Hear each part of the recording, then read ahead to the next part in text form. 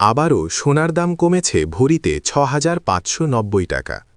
দেশের বাজারে সোনার দাম আবারও কমল। এবার ভরিতে কমেছে ৬,৫৯০ টাকা।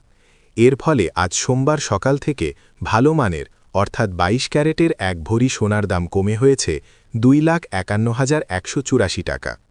বাংলাদেশ জুয়েলার্স সমিতি আজ সকালে নতুন দামের ঘোষণা দেয়। আজ সকাল ১০:৪৫ থেকে নতুন দাম কার্যকর করা হয়েছে। এর আগে গতকাল রোববার সন্ধ্যায় ভরিতে দাম ১,৯২৫ টাকা কমানো হয়েছিল। আজ সকালে দাম কমার কারণে ভালো মানের অর্থাৎ ২২ ক্যারেটের এক ভরি সোনার দাম কমানোর পাশাপাশি ২১ ও ১৮ ক্যারেট সোনার দাম ভরি প্রতি কমেছে। এদিকে সোনার দাম কমলেও রূপার দাম অপরিবর্তিত রয়েছে। গত বৃহস্পতিবার দেশে সোনার দাম ভরি প্রতি সর্বোচ্চ ১৬,২১৩ টাকা বেড়েছিল। তাতে ভালো মানের এক ভরি সোনার দাম বেড়ে হয়েছিল ২,৮৬,০০০ টাকা। এটি দেশের ইতিহাসে সোনার সর্বোচ্চ দাম।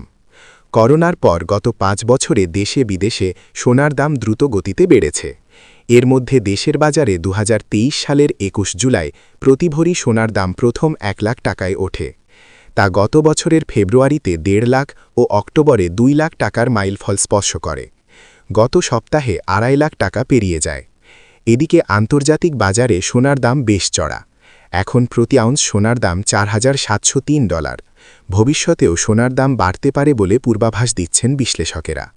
লন্ডন বুলিয়ান মার্কেট অ্যাসোসিয়েশনের LMBA বার্ষিক পূর্বাভাসের জরিপে বিশ্লেষকেরা বলছেন ২০২৬ সালে সোনার দাম সর্বোচ্চ $৭,১৫০ পর্যন্ত উঠতে পারে। গড় দাম হতে পারে $৪,৭৪২।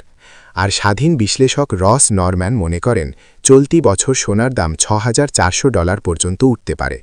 গড় দাম হতে পারে $৫,৩৭৫।